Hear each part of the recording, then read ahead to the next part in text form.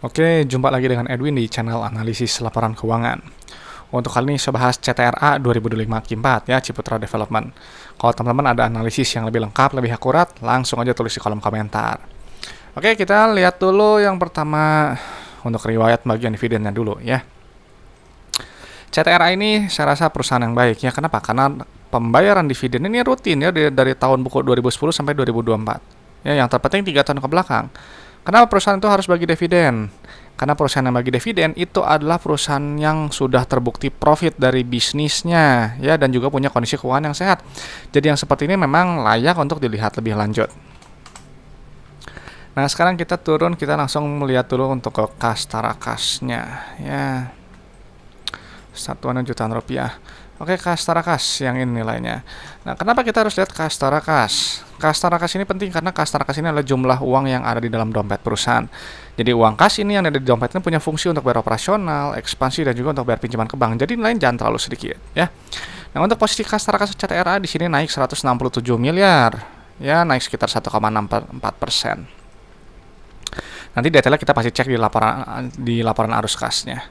Nah, sekarang kita cek dulu untuk saldo labanya. Ya, ini harus kita lihat setiap kuartalnya. Kenapa? Karena saldo laba ini adalah total akumulasi keuntungan yang telah dihasilkan perusahaan dari semenjak perusahaan pertama kali berdiri sampai sekarang 2025 Q4 ya.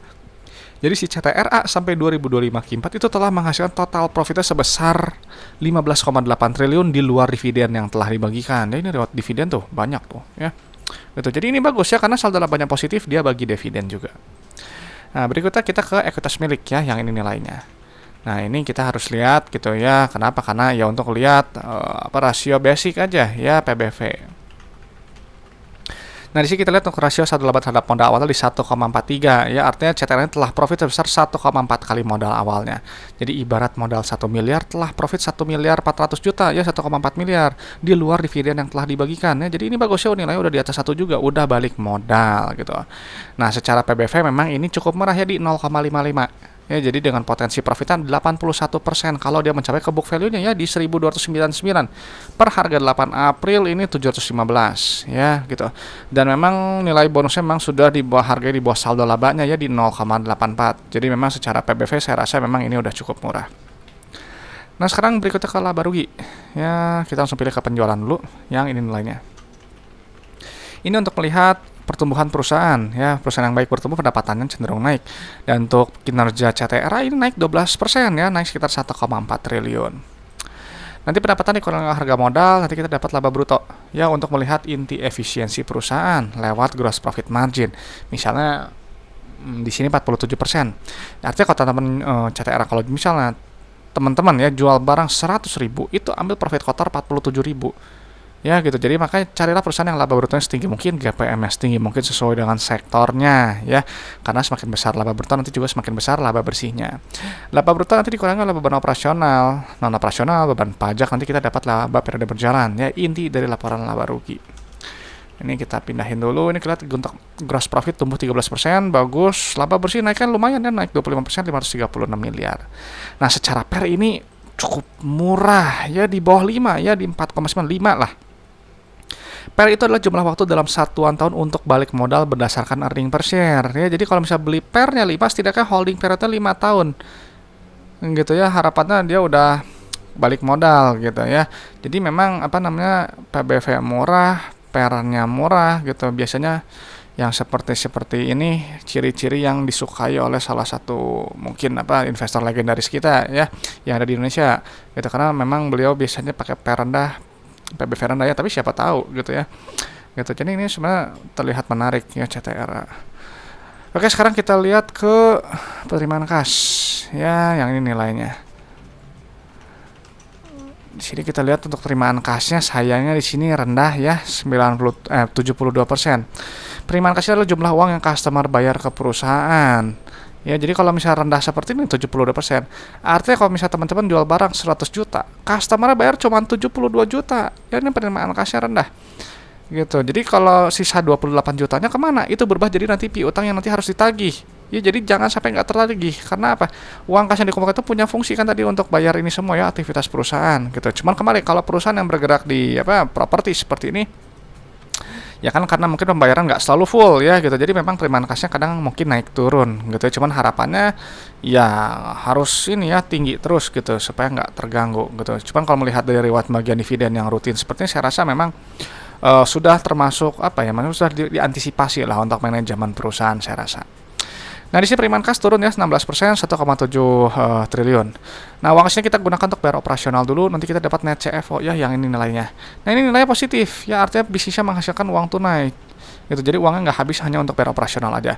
Cuman ini CFO-nya turun ya, anjlok di 2,9 triliun ya, turun 97% gitu. Jadi lihat ya, uang yang udah dikumpulkan untuk bayar operasional aja sisa cuma 79 miliar.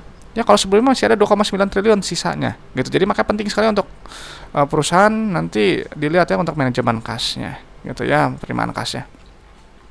Nah, lalu untuk ekspansi usahanya nilainya negatif, artinya perusahaan berekspansi atau enggak dia memelihara aset produktifnya ya. Di sini kita lihat memang untuk aktivitas ekspansi usaha dia nggak sebesar periode sebelumnya. Ya gitu, kalau sebelumnya kan jelas lebih besar gitu.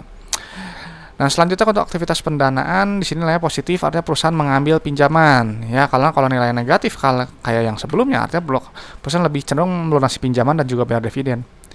Ya, cuma memang di sini juga tuh ada pembayaran dividennya, pembayaran utang, cuman kan ada pinjaman yang lebih besar. Kenapa? Ya karena kita lihat aja ya, untuk ekspansinya uang nggak cukup untuk dari operasional aja. Jadi perlu dukungan dari ini penerimaan utang. Gitu ya. Jadi makanya ada kenaikan kas tara kas gitu untuk memperkuat posisi kasnya. Ya. Jadi untuk cash flow gitu yang seperti ini masih cukup oke lah. Gitu ya, masih stabil sih ya oke lah ya. Gitu. Cuma nanti dicek lagi ya nanti ke depannya kuartal-kuartal berikutnya. Nah, sekarang berikutnya ke resiko bisnis berdasarkan likuiditas dan solvensi. Ya, kita naik dulu ke atas. Yang ini nilainya, pindahin dulu. Nah, ini nilainya ya 14, 24.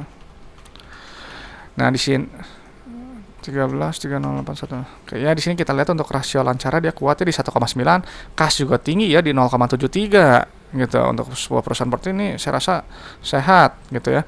Nah, untuk short term debt-nya di sini ada utang bank jangka pendek, terus utang bank, wesel bayar. Kita masukin 3 aja ya. 1 2 3. Di plus. Oke, yang satu lagi 407 32 plus 57.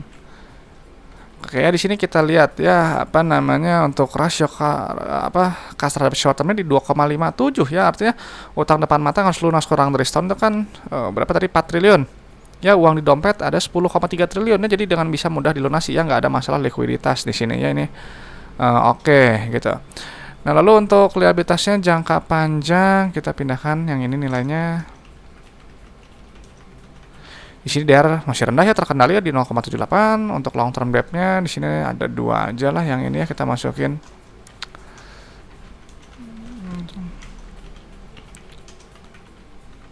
Oke, di sini kita lihat untuk total debt memang dia agak naik ya gitu. Cuma untuk solvensi ini rendah resiko ya, dari di bawah 1, long term debt itu juga di bawah 0,5 ya, jadi masih terkontrol. Nah, jadi CTRA setelah saya pindahkan ini adalah perusahaan yang baik ya, karena riwayat bagian dividennya jelas gitu ya, ada nilai tambah untuk pemegang sahamnya. Saldo laba positif setelah profit 1,4 kali modal awalnya ya. PBV cukup murah di 0,55, potensi profitnya 81%. Kalau mencari ke book value-nya ya di 12,99. PR cukup murah juga di bawah 5 ya, gitu di 4,98. Cash flow segini memang ya sedang ada penurunan kinerja, tapi segini masih cukup bagus gitu ya saya rasa gitu. Cuman tinggal dilihat lagi aja, evaluasi lagi di kuartal-kuartal berikutnya ya. Total debt memang agak naik karena tadi pengambilan pinjaman, tapi secara likuiditas dia kuat ya, nggak ada masalah likuiditas, solvensi juga rendah resiko gitu. Oke, itu aja mungkin pendapat saya untuk CTRA ya. Dan saya selalu sampaikan kalau analisis laporan koin itu hanyalah sebagian kecil dari fundamental. Hanya menilai kinerja masa lalu aja ya. Jadi untuk prospek ke depannya teman-teman yang harus nilai sendiri. Dan saya nggak bahas harga saham ya. Harga saham itu kita kembalikan ke mekanisme pasar, dan juga untuk valuasi hanya pakai PBV dan PR ya. Jika teman-teman ada metode valuasi yang lebih bagus, lebih akurat, pakai gitu ya. Dan misalnya kalau ke properti nih teman-teman pasti banyak yang bilang pakai revaluasi net asset value atau pakai metode valuasi lainnya, silakan pakai. Ya, hitung sendiri aja gitu ya. Valuasi itu sifatnya subjektif dan relatif ya, berbeda untuk tiap orang gitu. Oke, itu aja teman-teman, semoga bermanfaat ya, dan terima kasih sudah menyimak. Kalau ada pertanyaan, ada request saham, langsung ditulis di kolom komentar ya. Saya Adwin dari channel analisis laporan keuangan. Sampai jumpa di video-video berikutnya.